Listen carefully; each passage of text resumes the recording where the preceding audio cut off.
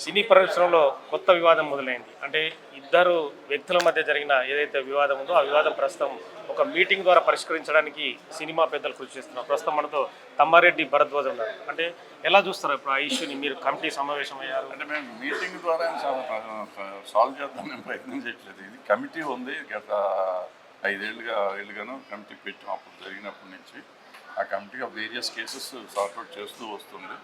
ఇప్పుడు ఈ కేసు మనకు వచ్చింది కాబట్టి ఈ కేసులో మాకున్న 25 మందిలో మా 5-6 దీనికి ఈ కేసు వరకు చూస్తున్నాం. ఏ కేసుకి ఆ కేసు వేరు ప్యానెల్స్ ఉంటాయి అన్నమాట. ఈ ప్యానెల్ మేము అంటే ఎంత కాలంలో పరిష్కరించడానికి 90 days అండి. అంటే వివాదం బట్ ఇది చాలా సీరియస్ కేసు కాబట్టి మేము 40 days 50 daysలో అయిపోవాలని ట్రై చేస్తున్నాం. అంటే వివాదం పెద్దదైపోయింది, పోలీస్ స్టేషన్ వరకు వెళ్ళింది, ఎఫ్ఐఆర్ నమోదైంది. పోలీసులు పరిష్కరించే కంటే ముందే సినిమా పరిశ్రమ దాన్ని ఒక పరిష్కారం దిశగా చూపిస్తే బాగుంటుంది. చేయాలని ప్రయత్నం చేస్తాం కదా, చేయకుండా వాళ్ళతో మాకు పోటీ లేదు. పోలీస్ డిపార్ట్మెంట్తో మనం పోటీ పడాలని రూల్ అయితే లేదు.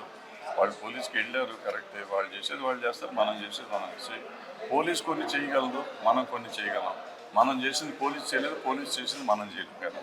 సో వాట్ ఎవర్ మనం ఏం చేస్తాం అది చేస్తాం. ఐ థింక్ పోలీస్ కూడా వాళ్ళు చేసింది వాళ్ళు చేస్తారు. యాక్చువల్ మీకున్న కంప్లైంట్ ఏంటి? సేమ్ కంప్లైంట్, మీకు అంతా తెలిసిందే. కొత్త కంప్లైంట్ ఏంటి? కొంతమంది వ్యక్తులు అంటే హావభావాలు కావచ్చు, వాళ్ళు చెప్పే మాటల పరిస్థితిని కావచ్చు, అంటే మీకు ఏమనిపిస్తుంది మామూలు మీ కమిటీకి చెప్పిన పరిస్థితులలో? అప్పుడే ఒకసారి మొత్తం ఇప్పుడు 2 స్టేట్మెంట్లు తీసుకున్నాము, సాక్ష్యాలు తీసుకుంటున్నామని ట్రై చేస్తున్నాము. ప్రాబ్లీ ఒక 1 week 10 days లోపల అది కూడా అయిపోతుంది.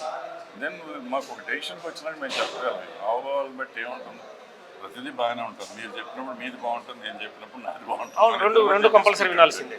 2 విన్నాం. సో 2 విన్నాక మేము దానికి ఒక డెసిషన్కి రావాలి కదా వస్తాం. అంటే కేరళలో హేమా కమిటీ లాంటి కమిటీ నిర్ణయించారు. తెలుగు సినీ పరిశ్రమలో అలాంటి కమిటీ ఒకటి పెట్టి పరిష్కారం దిశగా ఎందుకు ముందుకెళ్ళలేకపోతుంది? హేమా కమిటీ జస్టిస్ అండి, జస్టిస్ హేమా కమిటీ అది. జడ్జిని పెట్టారు వాళ్ళు గవర్నమెంట్. ఇక్కడ గవర్నమెంట్ పెట్టలేదు, అక్కడ గవర్నమెంట్. అంటే గవర్నమెంట్ కన్నా మీరు రికమెండేషన్ చేయడం కానీ ఆల్రెడీ ఉంది సార్ కమిటీ ఇక్కడ. లాస్ట్ టైం ఒక కమిటీని వేసాము. కమిటీ వేసినాకే ఇందాక చెప్పాను కదా, 3000 మందిని మేము రికార్డ్ చేసాము స్టేట్మెంట్లు. వీళ్ళ నుంచి ఒక ఇదే ఇచ్చాం, వాళ్ళకి రిపోర్ట్ ఇచ్చారు మనాళ్ళు ఈ కమిటీ వాళ్ళు. సబ్ కమిటీ ఇచ్చింది. సబ్ కమిటీ నుంచి మళ్ళీ మేజర్ కమిటీ ఇవ్వాలి, గవర్నమెంట్కి ఇవ్వాలి. అది ఇంతవరకు అవ్వలేదు. సబ్ కమిటీ రిపోర్ట్ తీసుకున్నారు కానీ పెద్ద కమిటీ, హై లెవెల్ కమిటీ ఇంకా మీట్ అవ్వలేదు. మీట్ అయ్యి గవర్నమెంట్కి ఇస్తే మనకి రాలేదు. ఈ లోపల ఏమైంది, ఎలక్షన్ వచ్చింది, ఎఫ్డీసీ డీఫంక్ అయింది. ఎఫ్డీసీ యాక్టివ్ అయితే కానీ ఈ పనులు అవ్వదు. 3000 మంది అని చెప్తున్నారు కానీ 3000 మంది ఫిర్యాదుదారులు కదా ఎంక్వైరీ చేసాం అసలు.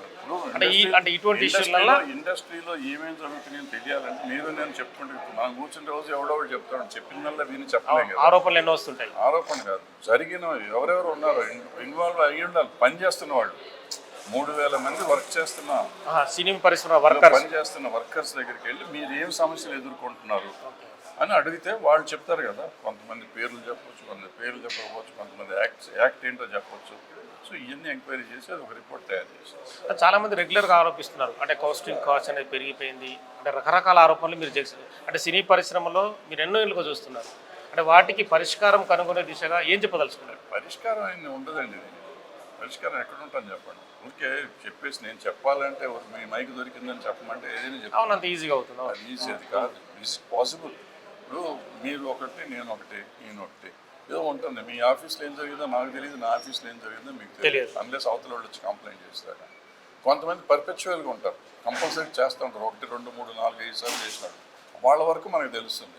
నేను ఒక సినిమా తీసి ఇవాళ ఎంతమంది రెండో సినిమా తీస్తున్నారు, ఆఫీస్ వచ్చేది బంద్ అయిపోతుంది. ఈ చేసిన వాడు వెళ్ళిపోయినాక మన ఈ అమ్మాయి చెప్పినా, అమ్మాయి కానీ అబ్బాయి కానీ చెప్పినా మనకు అర్థం కాదు కదా. సో ఈ రకరకాల సమస్యలు ఉన్నాయి. బట్ ఈ సమస్యలు పరిష్కరిస్తానికి మనం రకరకాలు చెప్తున్నాం. ఎంతమంది అందరికీ తెలిసినట్టు చేస్తున్నాం, తెలియాలి కదా. తెలిసిందో జరిగేది మనం చేయగలుగుతాం.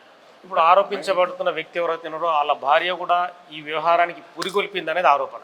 అంటే అందులో కంప్లైంట్లో ఆమె రాసింది వ్యక్తి. చూడాలి, మనం చెప్పారు వీళ్ళు చెప్పేది వీళ్ళు చెప్తారు, వాళ్ళు చెప్పేది వాళ్ళు చెప్తారు. సో మనం ఎంక్వైరీ చేసినాక తెలుస్తుంది. కానీ కొంత పరువు సమస్య ఏర్పడుతుంది కదా సినీ పరిశ్రమకి.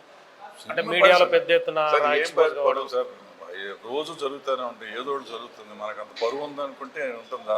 1950 నుంచి 1920 నుంచి కూడా చెప్తాను. అప్పుడు ఇంత మీడియా లేదు కదా మీరు చెప్పేటప్పుడు. మీడియా ఉన్నా లేకపోయినా తెలుసు కదా. ఇప్పుడు మా చిన్నప్పుడు 1956లోనే ఇప్పుడు పాకుడురాళ్ళు రాశారు రావుల భరద్వాజ్ గారు. దాంట్లో మీరు పుస్తకం చదవండి, ఇప్పుడు మీరు అడిగిన ప్రశ్నలన్నీ అందులోనే ఉంటాయి. అప్పుడే చేశారు. కానీ జ్ఞానపీఠ అవార్డు కూడా వచ్చింది ఆ బుక్కి. ఆ బుక్ సినిమా కాదు, పాకుడురాళ్ళు అంటే సినిమా ఆర్టిస్టులు ఎలా కాలు జారుతారు అనేది చదవని తెలుస్తుంది. మీరు అడిగిన ప్రశ్నలన్నిటి సమాధానం ఉంటాయి అందులో. ఏం జరుగుతుందో కూడా రాశాడు దాంట్లో. సో ఇప్పుడు పోలీసులు ఒక చర్య తీసుకొని ముందుకు వెళ్ళిన తర్వాత సినిమా పరిశ్రమ అంటే మీ ఒకవేళ మీ దగ్గర నుంచి కూడా ఏమైనా స్టేట్మెంట్ రికార్డ్ చేయాలనుకుంటే వెళ్ళే పరిస్థితి ఉందా? ఖచ్చితంగా 100% పోలీస్ సపోర్ట్ హెల్ప్ చేయాలి కదా, మన డ్యూటీ మనం చేయాలి కదా. ఇది చాలా రోజుల నుంచే నలుగుతుంది ఇష్యూ అనేది మీ దగ్గర ఉందనే తెలిసింది, కానీ నిన్న ఎక్స్పోజ్ కావడానికి కారణం ఏంటి? లేదండి, మాకు తెలియదండి. మా దగ్గరకు వచ్చింది 15 days అయింది కదా, 2 weeks అయింది. అంటే మీరు పోలీసులకు దగ్గరికి వెళ్లకుండా ఎవరైతే ఆ విక్టిమ్ని ఆపకుండా చేసే పరిస్థితి ఏం లేకుండా? సార్ ఇప్పుడు మీకు అన్యాయం జరిగింది మిమ్మల్ని ఆపి నేను చేస్తే మీకు నేను మళ్ళీ ద్రోహం చేసినట్టే కదా. మీకు ఉన్న మార్గాలు ఎన్ని మార్గాలు ఉంటే అన్ని మార్గాలు మీరు ట్రై చేసుకోవాలి కదా. మీకు అన్యాయం జరిగింది, నిజం అబద్ధం కూడా తెలుసుకుంటారు. పోలీసులు తెలుసుకుంటారు, మనం తెలుసుకుంటాం. తెలుసుకుని న్యాయం ఎవరిది కాదంటే ఎవరు చేస్తారు. ఇద్దరు చేయొచ్చు కూడా. ఒకళ్ళకొకళ్ళు ఇంటర్ కనెక్ట్ చేస్తే ఇంకా ఈజీగా ఉంటుంది. ఇప్పుడు ఏదైతే ఈ ఇష్యూస్ ఆరోపించబడుతున్నాయో అంటే ఇద్దరు వ్యక్తుల మధ్య జరిగిన వ్యవహారం కాబట్టి బయటికి రావడానికి కూడా కొంత ఇష్యూస్ ఉంటాయి. అంటే మీకు అనిపిస్తుంది వ్యక్తిగతంగానే మీ కమిటీ తరఫున కానీ చూడాలి, కలెక్ట్గా ఒకసారి మళ్ళీ కూర్చొని మొత్తం అన్ని చూస్తే కానీ చెప్పలేము. మిగిలిన వాళ్ళతో మాట్లాడాలి, ఇంకా పూర్తిగా లేదు. మొదట్లోనే ఉన్నాయి కదా, ఇద్దరు స్టేట్మెంట్లు అయినాయి. మిగిలిన వాళ్ళ there are so many names, అన్నింటినీ ఒకసారి మళ్ళీ. మీ కమిటీ వాళ్ళు ఉన్నారు కదా, కమిటీ వాళ్ళు అంటే మీ మధ్య జరిగిన సంభాషణ ఏంటి? అంటే వ్యక్తి మీరు చెప్తున్న వివరాలు కావచ్చు, ఎవరైతే ఆరోపించబడిన వ్యక్తి చెప్తాం ఒకసారి అయిపోయినాక చెప్తాం, అన్నీ చెప్తాము. చెప్పకుండా ఉండడానికి రహస్యం పెట్టాల్సిన అవసరం ఏం లేదు కదా. కమ్అట్ విత్ ఎవ్రీథింగ్. ఈ కేసు వరకు కమ్అట్ విత్ ఎవ్రీథింగ్. మిగిలిన కేసులు మేము చెప్పాం, కానీ ఈ కేసు మొత్తం అయిపోయినాక అన్ని వివరంగా చెప్తాం.